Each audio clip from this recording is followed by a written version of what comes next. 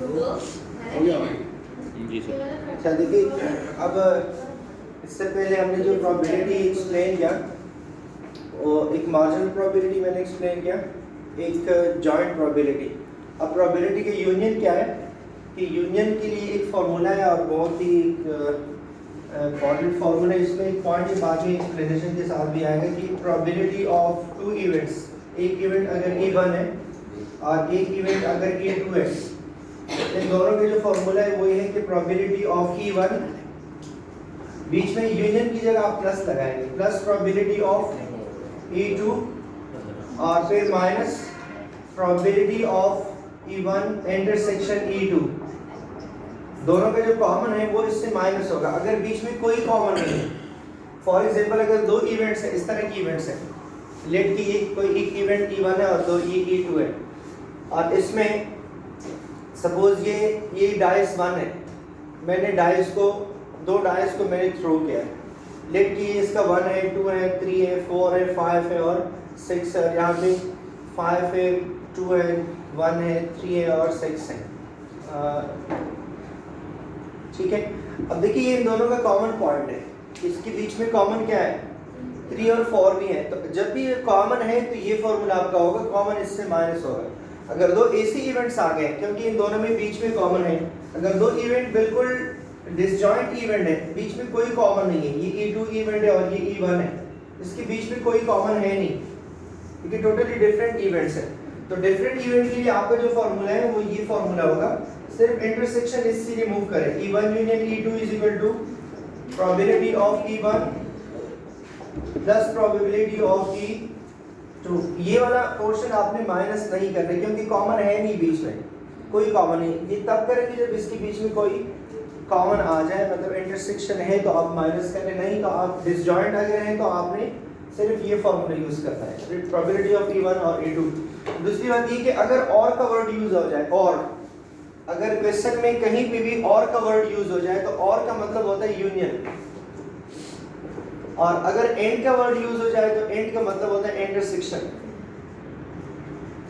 अब ये दोनों वर्ड मैंने इस स्लाइड में यूज किए और इसके बाद जो क्वेश्चन आ रहे हैं वो इसी में मैंने देखिए यहाँ पे है कि when two dices are rolled, दो डाइस मैंने एट अ टाइम रोल किए, उसके ऊपर कितने, इसके 6 साइड्स हैं, 1 से लेकर 6 तक वर्ड्स हैं इसके ऊपर। What is the probability of getting 2, इसकी क्या प्रोबेबिलिटी है कि हमारे पास 2 आ जाए ऑन द फर्स्ट डाइस, पहले डाइस पे हमारे पास 2 आ जाए, और यहाँ पे और है बीच में, और का मतलब है कि ये क्वेश्चन कौन सा क्वेश्चन है, यूनियन का है, या बीच में आपके पास उसके बाद नेक्स्ट क्वेश्चन ये कि या 3 आ जाए सेकंड वन डाइस पे, पहले डाइस पे या 2 आना चाहिए या सेकंड डाइस पे आपका 3 आना चाहिए। तो देखिए इसके लिए अगर आप 2 डाइस का अगर आप एक पोर्शन बना दें, ये मैंने यहाँ पे बनाया, देखिए 2 डाइसेस के लिए हमारे पास ये एक ये बनेगा ना, 2 डाइस के लिए पूरा 36 का टेबल बन जाएगा। 2 डाइस है तो इसके कितने आउटकम्स आएंगे, 36। अब हमारे पास क्वेश्चन क्या है, देखिए बहुत सिंपल है, क्वेश्चन में ये है कि what is the when 2 dices are rolled, ये हमने 2 डाइस रोल किए, पूरा इसका सैंपल स्पेस बन गया, ठीक है। इसके बाद क्या है, what is the probability of getting 2 on the first dice, इसकी क्या प्रोबेबिलिटी है कि पहले डाइस पे 2 आ जाए। तो देखिए 2 कहाँ पे है, इन सब पे पहले डाइस पे, इन सब में पहले डाइस पे 2 है ना, सही। बाकी पे इसमें पहले पे 1 है, इसमें पहले पे 3 है, यहाँ पे 4 है, यहाँ पे 5 है, यहाँ पे इसमें पहले पे 6 है। अब दूसरे सेकंड क्या है, और 3 ऑन सेकंड डाइस, और सेकंड डाइस पे 3 आ जाए, तो सेकंड डाइस पे 3, देखिए ये सारे ऐसे इवेंट्स है जिसमें सब के ऊपर क्या है, सेकंड भी क्या आ रहा है, यहाँ सेकंड पे 1 आ रहा है, यहाँ सेकंड पे 2 आ रहा है, यहाँ 3 आ रहा है, यहाँ 4 आ रहा है, यहाँ 5 आ रहा है, यहाँ पे। तो अब देखिए यहाँ पे इसके बीच में एक कॉमन वर्ड आ गया, कौन सा है, 2 3 है।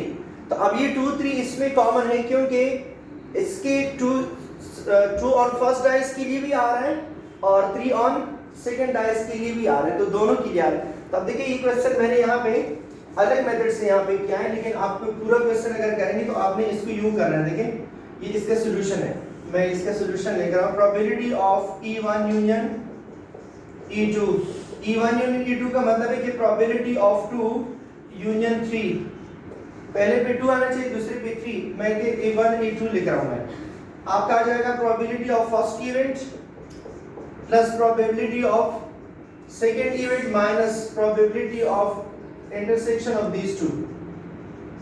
ठीक है, अब मैं देखिए बता रहा हूं E1 की क्या प्रोबेबिलिटी है। E1 कौन सा इवेंट है? E1 का मतलब है 2 ऑन फर्स्ट डाइस।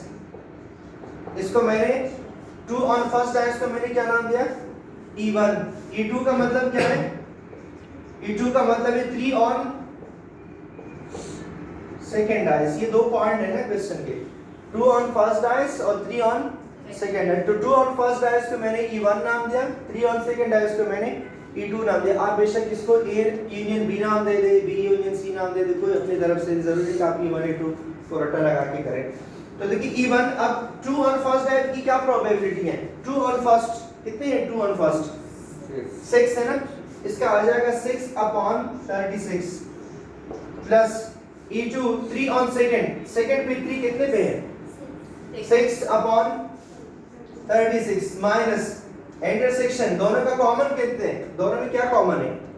एक ही कॉमन है, 2 और 3, तो ये आ जाएगा 1 अपॉन 36। अब इन सबको सॉल्व करें। देखिए 36 तीनों के नीचे कॉमन है, लिख ले 6 प्लस 6 12, 12 माइनस 1 11।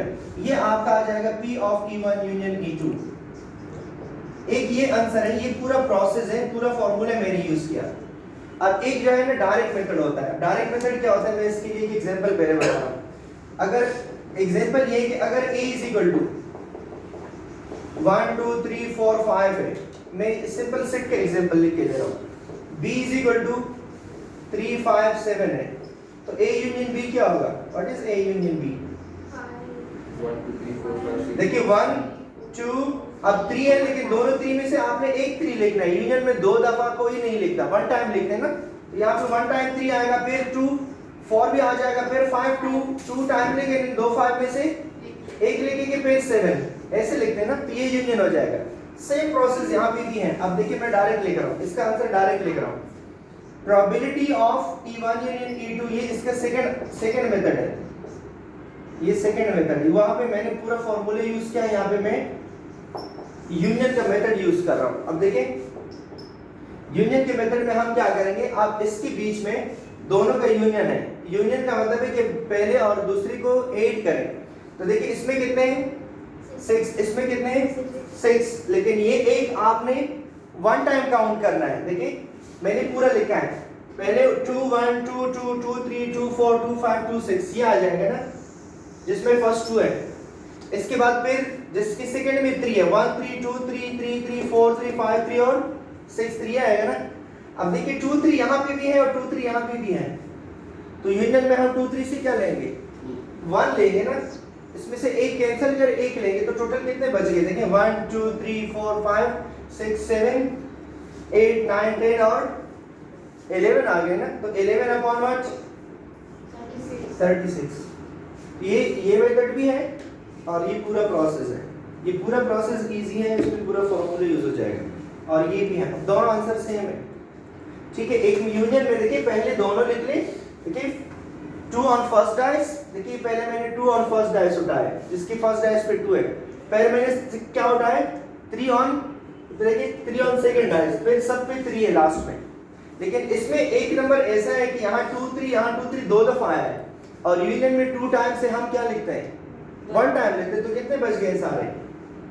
देखिए इन दोनों में से 1 एक उठाया, या ये उठाया या ये उठाया 1 टाइम, तो देखिए कितनी रिमेनिंग है? 1 2 3 4 5 6 7 8 9 10 और 11, और टोटल कितने हैं? 36। ये या इस तरह पूरा फॉर्मूला यूज करें। आप ये सेकंड मेथड कर दें तो कोई टेबल बनाने की जरूरत नहीं है। टेबल अगर हाँ इस तरह अगर पहले ये बनाया था कि आपको पता चले कि कौन सा, लेकिन ये ज्यादा डिफिकल्ट है, ये इजी है, ये भी इजी है मेरे ख्याल से। इसकी करेक्शन ज्यादा है, इसकी करेक्शन ज्यादा है, एक्यूरेसी इसकी अच्छी है, बाकी आपकी मर्जी। दोनों मैंने दोनों एक्सप्लेन किए। मैंने यहाँ पे स्लाइड में इस मेथड से सॉल्व किया है।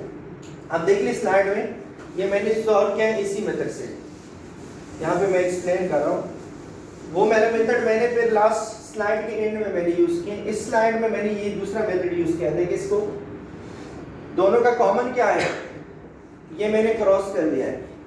क्योंकि 2 3 कितनी दफा है और यूनियन में हम 1 टाइम लिखते हैं, तो 1 टाइम उठाए तो कितने रिमेनिंग हो गए टोटल 11/36। अब अगर बीच में यहाँ और की जगह एंड आ जाए कि 2 on first dice and 3 on second dice, तो इसका क्या मतलब है कि P of E1 intersection E2, मुझे एक ऐसा नंबर चाहिए कि जिसके फर्स्ट पे 2 हो और सेकंड पे 3 एंड 3, तो ऐसे वर्ड सिर्फ एक ही है, फर्स्ट पे 2 और सेकंड पे 3, तो आंसर क्या होगा 1/36, क्योंकि ये एग्जैक्ट वर्ड है कि ऐसे नंबर मुझे चाहिए कि जिसके फर्स्ट पे क्या हो 2 और सेकंड पे क्या हो 3, तो देखिए फर्स्ट पे 2 और सेकंड पे 3। अब बाकी इसमें कोई ऐसा नंबर है नहीं जिसके फर्स्ट पे 2 और सेकंड पे 3, तो इंटरसेक्शन सिर्फ और सिर्फ 1 है। और देखिए यहाँ पे इंटरसेक्शन मैंने लिखा भी है, ये 1 ही है और मैंने माइनस भी किया फॉर्मूला। तो इंटरसेक्शन के क्वेश्चन इसके बाद है, देखिए ये एग्जांपल मैंने सिर्फ चेंज किया। देखिए सेम क्वेश्चन मैंने लिखा है कि when 2 dices are rolled what is the probability of getting 2 on first and, ये मैंने अंडरलाइन इसलिए किया है ताकि आपको पता चले, एंड 3 ऑन या 3 ऑन सेकंड डाइस। तो 3 ऑन सेकंड डाइस में देखिए कितने हैं, सिर्फ और सिर्फ ये एक ही टर्म है और ये आ जाए आपका 1/36 आ जाएगा, ठीक है, ये 1/36 आएगा। इसके बाद क्या है, it is the probability that, अब कंडीशनल क्या होता है, कंडीशनल का फॉर्मूला इसको जरा देखें, मैं ये फॉर्मूला पहले लेकर आऊं। कंडीशनल जो होता है उसमें कंडीशन गिवन होगा और कंडीशन का जो फॉर्मूला है कंडीशनल का वो ये है कि P of E1 divided by E2, condition जो होगा ये आपका E2 होगा, जो कंडीशन होगा वो नीचे आएगा, या इसको आप लिख सकते हैं P of E upon B, आपकी मर्जी, ये लिखने ये लिखे, तो आपका ये आएगा P of A intersection B divided by जो नीचे होगा वो आपने यहाँ डिनोमिनेटर में भी लिखना है, और यहाँ पे भी वही P of E1 intersection E2 divided by P of E2।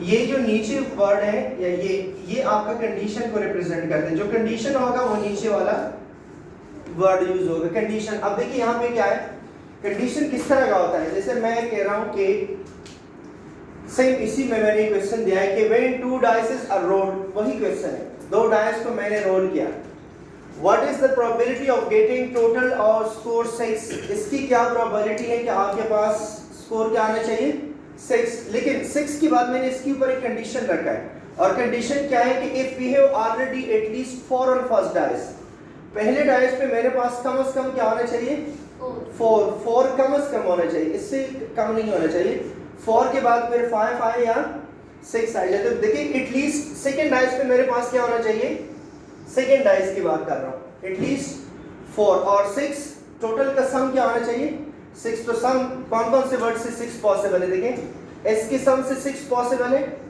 S में से 6 पॉसिबल है, S से भी 6 पॉसिबल है, और यहाँ से भी 6 पॉसिबल है, यहाँ से भी 6 पॉसिबल है, और इसके अलावा और कोई वर्ड आई थिंक नहीं है ना, ठीक है, इन सब से 6 पॉसिबल है, लेकिन इसके बाद कंडीशन क्या है, अगर सिर्फ ये कह रहे हैं कि 6 स्कोर 6, तो आंसर क्या होगा, अगर ये रिमूव कर दूं मैं, इसका आंसर क्या होगा, पहले अभी इसके पहले आपने क्वेश्चन बताया भी 4/36 ये होगा ना, लेकिन इसके बाद अगर ये कंडीशन हम रख लें कि if we have already at least 4 on first dice, first dice पे क्या होना चाहिए हमारे पास कम से कम 4, तो क्या ये 4 है फर्स्ट डाइस पे, दिस इज आउट, ये 4 है आउट, ये दिस इज आल्सो आउट, सिर्फ ये 4 है और ये 4 है, तो कितने आ गए आपके पास 2 आ गए आपके पास, तो ये आ जाएगा 2/36, ठीक है, हाँ कहाँ पे,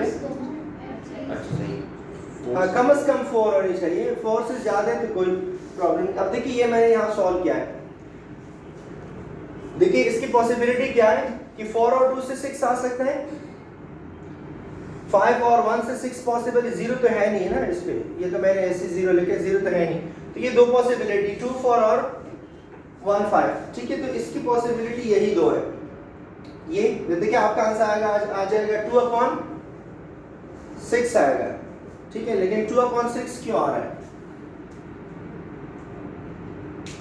हाँ E1/E2 है ना, E1/E2 E2 है, तो कंडीशन की रखने के बाद अगर आप पूरा इसको कंडीशन से सॉल्व करें तो इसकी कंडीशन के बाद आपके पास ये आ जाएगा इवेंट स्पेस इज 1 2 1 2 आपके इवेंट स्पेस है, 1 2 आपके क्या है इवेंट स्पेस है। और हमने क्या रूल किया है, what is the probability of getting total score is what 6, हमारे पास टोटल स्कोर्स 6 होने चाहिए if we have already at least 4 on first dice, अगर पहले वाले पे कम से कम 4 है तो उसके बाद हमारे पास ये होना चाहिए, अगर 4 से ज्यादा है तो उसके बाद ये नहीं होगा। तो देखिए on first dice we have at least 4, पहले डाइस में हमारे पास कम से कम 4 आना चाहिए। तो वी माइड है, हमारे पास क्या होगा, ऑप्शन कौन से होंगे, पहले पे या 4 होगा या 5 या 6। तो अगर 4 आ जाए तो इसके साथ नेक्स्ट ऑप्शन हमारे पास सेकंड वाले पे क्या होगा, अगर पहले पे 4 है तो यहाँ पे सेकंड पॉसिबल ऑप्शन 2 है।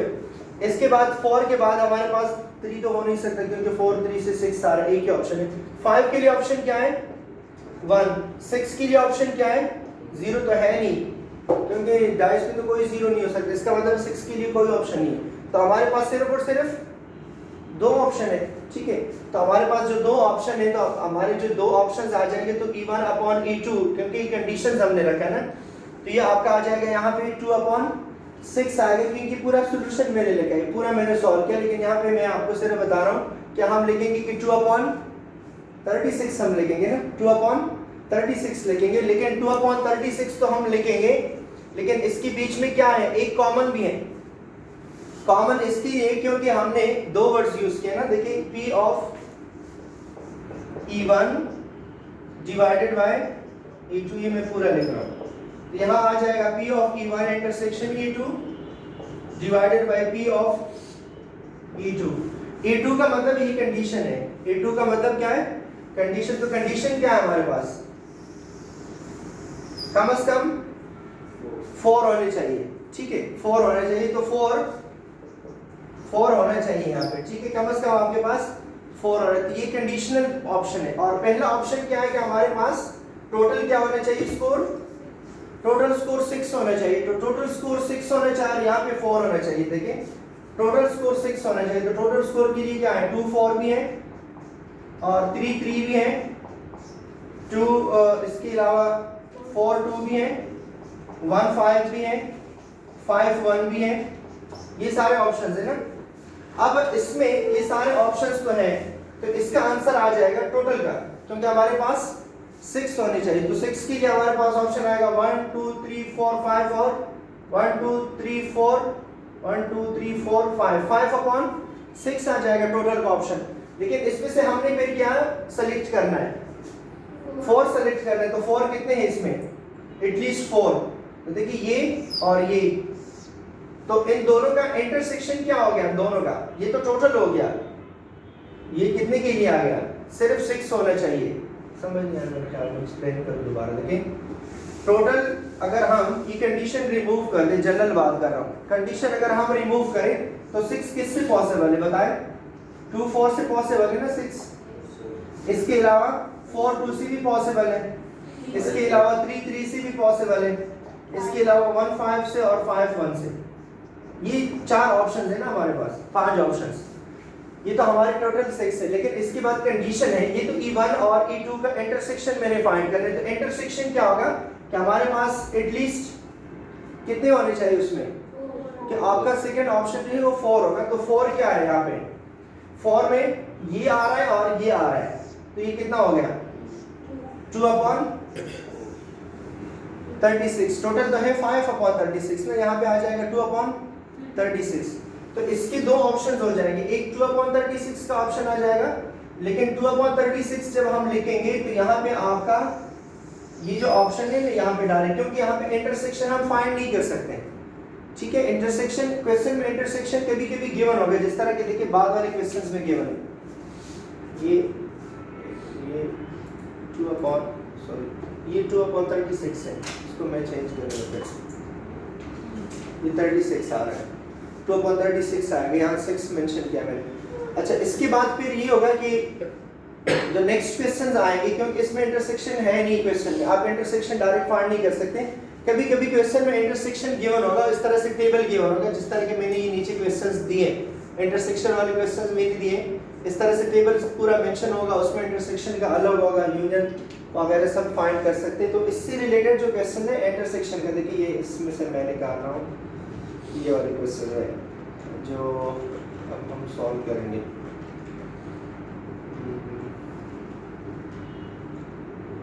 ये क्वेश्चन है इसकी कंडीशनल प्रोबेबिलिटी की, जो लास्ट में मैंने क्वेश्चंस रखे हैं, बाकी ये सब वही लॉज ऑफ एडिशन वगैरह है, मल्टीप्लिकेशन रूल्स में है ये। तो लास्ट में ये कंडीशनल प्रोबेबिलिटी, देखें कंडीशनल प्रोबेबिलिटी क्या होता है, जैसे कि इंटरसेक्शन की बात हो रहा है। अब देखिए इसमें ये कंडीशन को मैं पहले एक्सप्लेन करूं क्योंकि टॉपिक कंडीशन का चल रहा था, फॉर्मूला भी कंडीशन का आपने लिखा है। देखिए a token is randomly selected from 15 tokens, हमारे पास टोटल 15 टोकन है, उसमें से आप कोई टोकन रैंडमली सेलेक्ट कर रहे हैं। जब सेलेक्ट करेंगे having numbers from 1 to 15, what is the probability that the number on token is divisible by 3? इसकी क्या ऑप्शन है कि आप इसमें से कोई नंबर उठाएं, आपने डिफरेंट पर्चीज रखें, इसके ऊपर आपने 1 रखा, किसी और पर्ची के ऊपर आपने 2 रखा, फिर 3, फिर 5, फिर 6, तो इसमें से इन पर्ची में से कोई एक रैंडमली उठाएं, तो क्या ऑप्शन है कि वो ऐसी पर्ची होगी जिसके ऊपर ऐसा नंबर होगा जो डिविजिबल बाय 3 होगा। डिविजिबल बाय 3 मींस या 3 की पर्ची आपके पास होना चाहिए, या 6 या 9 या 12 या 15, तो कितने नंबर्स है टोटल? डिविजिबल बाय 3 कितने नंबर्स है? 5, तो 5 अपॉन 15 हो जाएगा। और इसके बाद फिर क्या है, if we are told it is in even number, if we are told that it is in even number, अगर हम कहें कि ये आपकी क्या होना चाहिए, even number होना चाहिए, तो इसमें even number कौन सा है? 6 है और 12 है, तो 12 even भी है और साथ साथ में divisible by 3 भी है, तो ये आपके इंटरसेक्शन में आ जाएगा। तो 6 और 12 आपका क्या है?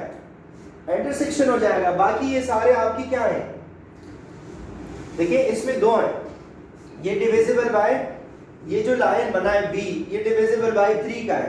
देखिए जो B है ये डिविजिबल बाय क्या है, ये सारे पॉइंट्स डिविजिबल बाय 3 है ना। और सेकंड जो बना है ये आपका क्या है, इवन नंबर का, तो ये इवन नंबर का मैंने इसमें से रखा है, तो A इवन नंबर का है, B डिविजिबल बाय 3 है। अब 6 और 2, 6 और 12 ऐसा नंबर है जो इसमें भी आ रहे हैं और इसमें भी आ रहे हैं, क्योंकि ये इवन है तो इवन में भी आ रहा है, ये डिविजिबल बाय 3 तो डिविजिबल बाय 3 भी है और इवन भी है, दोनों है, ठीक है। तो ये आपका कंडीशन है इवन नंबर, ये आपका कंडीशन है,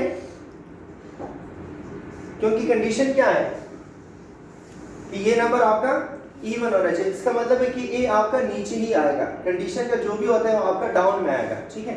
तो देखिए फॉर्मूला इसके ऊपर मैं यहाँ पे यूज कर रहा हूँ, A intersection B, A intersection B आपका क्या है, जो दोनों में कॉमन है। टोटल कितने नंबर्स आ रहे हैं, डिविजिबल बाय 3, 5 है ना, अभी जो हमने काउंट किया, देखिए 1 2 3 4 और 5, और इंटरसेक्शन में कितने हैं, 2 कॉमन है, क्योंकि इंटरसेक्शन में कॉमन है तो A की प्रोबेबिलिटी क्या होगी, probability of selecting in even number. Even numbers total कितने हैं, 1 2 3 4 5 6, और टोटल इवन नंबर कितने हैं, 7 इवन नंबर्स हैं। तो B अपॉन A, देखिए मैंने आपको कहा कि A जो है ये कंडीशन है, इसलिए ये नीचे आएगा, जो कंडीशन में होगा वो आपका डाउन आएगा, ठीक है। अगर B को आप इसको B का नाम देंगे, इसको A का नाम दे, तो फिर B आपने नीचे लिखना है, क्योंकि ये आपका कौन सा है, कंडीशन के बाद वर्ड है ना, इवन नंबर, तो आप लिखेंगे probability of B upon A is equal to probability of A intersection B लिख लिया, B इंटरसेक्शन A लिख लिया, divided by probability of A, ये जो कंडीशन का ये नीचे आएगा, ठीक है। तो ये फॉर्मूला अब हम यूज कर रहे हैं, देखें अब इसमें ऐसे नंबर हैं जो कि इवन भी हैं और वो ऑलरेडी हमने उठाया है, ये कंडीशन के लिए, तो इसमें कॉमन क्या हो गया आपका, A इंटरसेक्शन B क्या हो गया आपका, 6 और 12, 6 और 12 कितने नंबर्स हैं, 2 नंबर्स हैं, तो 2 अपॉन और कितनी इवन है आपके, तो 2 अपॉन 7 आपका इंटरसेक्शन हो जाएगा, ठीक है। 2 अपॉन 7 आपका इंटरसेक्शन आ जाएगा, सॉरी आंसर, फाइनल आंसर आ जाएगा, ठीक है। तो आंसर कैसे आएगा, देखिए यहाँ पे पूरा सॉल्व हो गया, देखिए पूरा यहाँ पे मैं लिख रहा हूँ, अच्छा ये इसमें चलिए मैं इधर सॉल्व कर रहा हूँ, देखिए इसके बाद क्या है, मैं यहाँ सॉल्व कर रहा हूँ, यहाँ पे डायरेक्ट मेंशन है, देखिए नॉट सैंपल स्पेस कंटेन, ये आपका इवन नंबर का सैंपल स्पेस है और ये इसकी क्या है, दोनों में, तो probability of A intersection B क्या है आपका, probability of A intersection B, A intersection B, A और बी के जो इंटरसेक्शन है उसमें क्या है प्रोबेबिलिटी जी 2 हो जाएगा ना, क्योंकि दोनों इसके बीच में है तो even number is the portion of A and B is 6 और 12। 6 और 12 जो है इस पूरे इवेंट में कॉमन है, ठीक है। तो ये आपका आ जाएगा 2 upon probability of A intersection B है ना, तो दोनों का कॉमन है तो ये 2 आ जाएगा 2 अपॉन, और ये आपका 2 अपॉन 15, क्योंकि टोटल कितने हैं 15 है।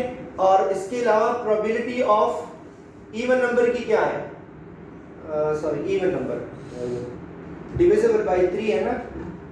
प्रोबेबिलिटी ऑफ क्या है इसमें क्वेश्चन में है, what is the probability that the number of token is divisible by 3। हाँ, डिविजिबल बाय 3 कितने हैं आपके पास, प्रोबेबिलिटी ऑफ 5 है, sorry probability of divisible by 3 है ना, तो 3 आपका आ जाएगा,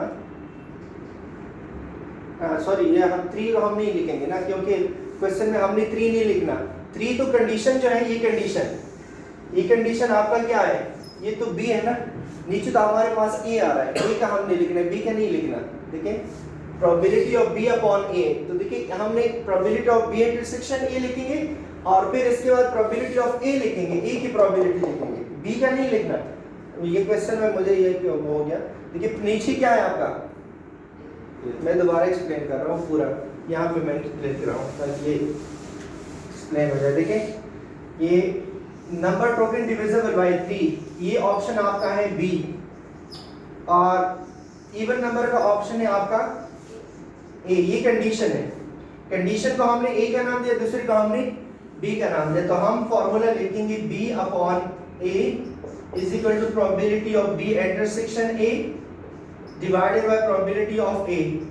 तो कॉमन क्या है इन दोनों में, कॉमन हमने फाइंड किया 2 अपॉन 15 डिवाइडेड बाय ए की क्या प्रोबेबिलिटी, बी के नहीं, ए का मतलब है ए के कितने नंबर्स हैं 1 2 3 4 5 6 और 7, तो ए का प्रोबेबिलिटी है 7 अपॉन 15, ये 7 अपॉन 15 और 2 अपॉन 15, 2 अपॉन 15 और ये हो जाएगा 15 अपॉन 7, रिवर्स हो जाएगा ना, रेसिप्रोकल 15 15 कैंसिल हो जाएगा, तो क्या आएगा आपके पास आंसर 2 अपॉन 7। ये पहले मैंने इससे मेरा एक मिस्टेक हो गया कि मैंने इसकी प्रोबेबिलिटी उठाई, बी का नहीं देखना, क्योंकि प्रोबेबिलिटी नीचे क्या है, नीचे ए और ए आपका ये वाला, तो ए की प्रोबेबिलिटी को उठाएंगे। अगर कंडीशन आपका कोई और होता तो उसी के रिस्पेक्ट से जो भी कंडीशन होगा वो आपने उसको नीचे लिखना है, बाकी जो होता है वो आपने उसको कॉमन जो होता है उसको ऊपर लिखेंगे। इसके बाद जो नेक्स्ट क्वेश्चन है, ये भी इसी तरह से एक क्वेश्चन हमने बनाया। देखिए ये क्वेश्चन है, ये तो खैर ज़्यादा इजी है, सिंपल है, क्योंकि इसमें सब चीज़ें गिवन है, इसमें इंटरसेक्शन और सब चीज़ें गिवन है, लेकिन सिर्फ यहाँ पे सेंटेंस को आपने केयरफुली रीड करना, ये इंपॉर्टेंट है कि सेंटेंस को आप रीड करें। देखिए यहाँ पे है कि the probability that a regularly scheduled flight depart on time is, ये शेड्यूल्ड टाइम है, तो कि जो डिपार्ट होता है शेड्यूल्ड टाइम पे, तो उसकी क्या प्रोबेबिलिटी है फ्लाइट की 83% है 0.83। The probability that an arrived on time is, जो कि टाइम पे अराइव हो रहा है, ए का मतलब है अराइव, डी का मतलब है डिपार्ट, टाइम पे जो अराइव हो रहा है वो क्या है 92% है।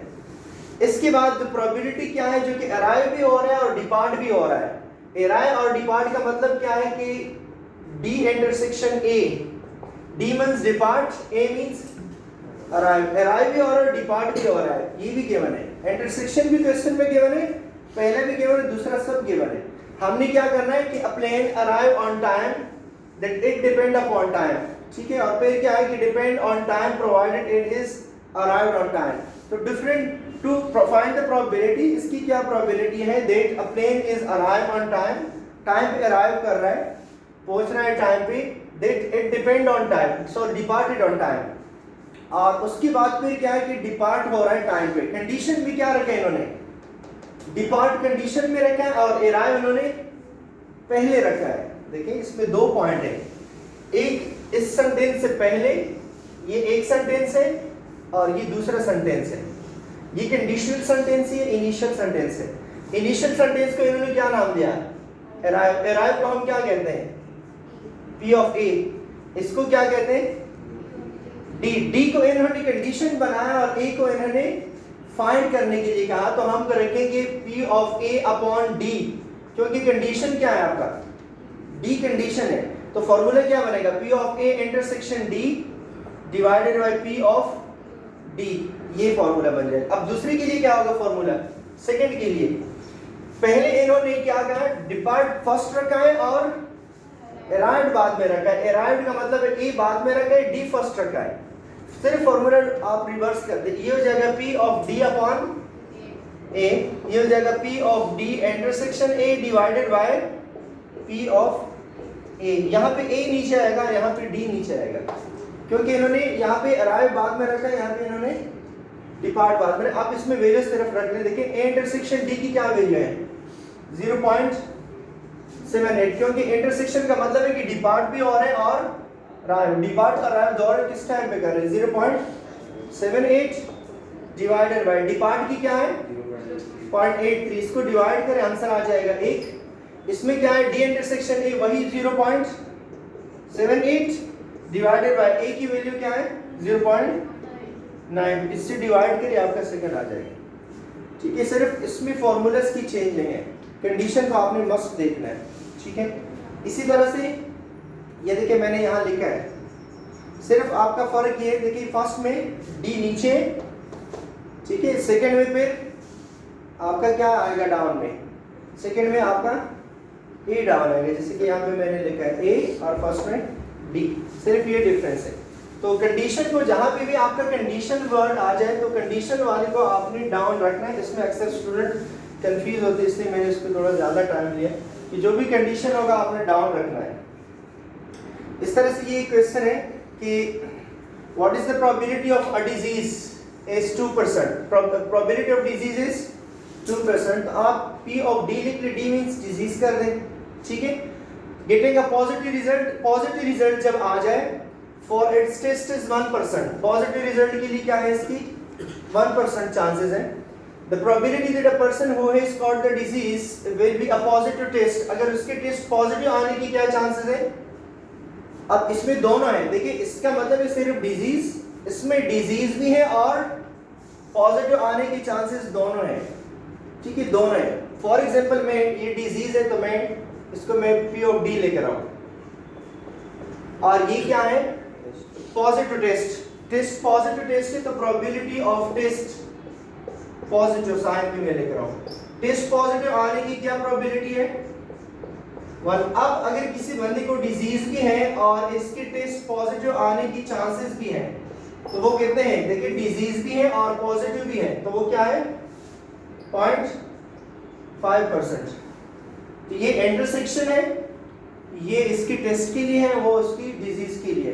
अब पहले क्वेश्चन में क्या है, पहले इन्होंने क्या रखा है टेस्ट पॉजिटिव फर्स्ट रखा है टेस्ट, और बाद में क्या रखा है इन्होंने डिजीज को रखा है। तो देखिए probability of test positive first रखा है और फिर क्या रखा है नीचे डिजीज रखा है, तो यहाँ पे लिखेंगे probability of test positive intersection disease, या डी फर्स्ट रखे intersection T positive divided by probability of disease, तो सिर्फ ये लिख ले, देखिए 0.5% divided by D, P of D क्या है 2%, इसको डिवाइड करें जो भी आ जाएगा सर। दूसरे में क्या है, दूसरे में इन्होंने डिजीज फर्स्ट रखा है उसको बाद में रखा है। ठीक है, तो ये सिर्फ ये है, देखिए दोनों के लिए वैल्यू भी है। 5% का मतलब है कि इसको 100 से डिवाइड करें, 0.005 कर दें, क्योंकि ये परसेंटेज में गया है, परसेंटेज में कन्वर्ट कर दें, पहले वैल्यूज पे या डायरेक्ट डिवाइड करें, आंसर परसेंटेज में ही लिख दें, आपकी मर्जी, दोनों भी कर सकते हैं। ठीक है, तो ये आपका आंसर आ जाएगा। इसी तरह से ये कंडीशनल प्रोबेबिलिटी की कुछ वैल्यूज हैं, इसमें अक्सर स्टूडेंट कंफ्यूज होते हैं। इसमें मैं एक क्वेश्चन करता हूँ, बस फिर टाइम भी आपका हो रहा है, ऑफ करते हैं। ये क्वेश्चन मैं देख रहा हूँ, देखिए इसमें क्या है, इसके दो ऑप्शंस बने हैं, दो ऑप्शन की क्या है, एक ये परचेज की लाइन है, परचेज में दो ऑप्शन है कि ये परचेज कर रहे हैं ये पीपल, ये लोग परचेजिंग नहीं कर रहे हैं। तो कितने लोग परचेजिंग कर रहे हैं 200 और 100, 300 परचेजिंग कर रहे हैं, यहाँ 9 परचेज है, ये हो 7, तो टोटल पीपल कितने हैं 1000। ये लाइन परचेजिंग का है, ये जो है इसके लिए कि जो मेंटली प्रिपेयर है, प्लान क्या है परचेजिंग की, और एक नॉट प्लान है। तो कुछ लोग आए मॉल में और उन्होंने प्लान किया कि हमने यही चीज़ें लेंगे। कुछ ऐसी चीज़ें भी सामने आ जाती हैं कि उसके प्लान में नहीं होता लेकिन वो फिर भी ले लेते हैं अनकॉन्शियसली, अनफॉर्चुनेटली, मतलब या उसकी जो अनप्लान्ड कुछ चीज़ें होती हैं वो भी उसमें ले लेते हैं। या अनफॉर्चुनेटली इसलिए मैंने कहा कि जो इसकी जो बर्डन होता है ना वो उनकी जो मेल हजरात होते हैं उन पे होते हैं। फीमेल तो सिर्फ शॉपिंग करके आ जाते हैं, बस मजे करते हैं।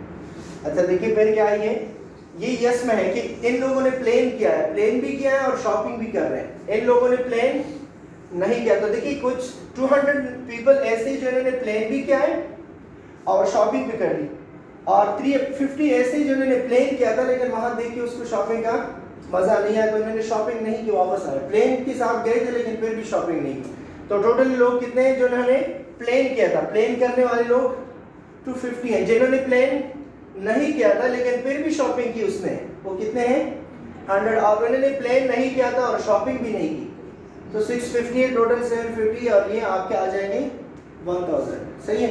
तो इस तरह ये एक शेप है, ये एक टेबल है और इसके एक पूरा शेप बना हुआ है और इससे रिलेटेड क्वेश्चंस है। देखिए क्वेश्चन में क्या कह रहे हैं कि a customer is entering into the store, store में जा रहे हैं, will actually purchase the item, जो इसकी परचेजिंग कर रहे हैं आइटम की, तो इसकी दो ऑप्शंस है कि या वो प्रिपेयर होगा, a customer entering into the store will not purchase the item, a customer entering the store and the planning to purchase the item, planning के साथ कर रहे हैं और फिर वो ले रहे हैं चीजें। कुछ कस्टमर है कि एंटरिंग हो रहे हैं with the store not planning लेकिन फिर भी not planning to purchase the item. इसी तरह से है कुछ customer planning to purchase the item will actually purchase, जिन्होंने पहले से परचेज किया था उन्होंने परचेज भी किया है, सारे और उसके ऑप्शंस है। ठीक है, तो क्वेश्चन क्या है, व्हाट इज द प्रोबेबिलिटी? अब क्वेश्चन ये है, what is the probability that a customer entering to the store will actually purchase the item? इसकी क्या प्रोबेबिलिटी है कि इन्होंने प्लान भी किया था और परचेज भी किया? तो देखिए प्लान भी किया है और परचेज भी किया है, तो इस पे क्या आ रहा है? 200। इसका मतलब ये इसकी इंटरसेक्शन है, जिन्होंने प्लान भी किया है और जिन्होंने परचेज भी किया, इंटरसेक्शन है। और विदाउट इंटरसेक्शन क्या है वो भी गिवन है, सब चीज यहाँ पे गिवन है। देखें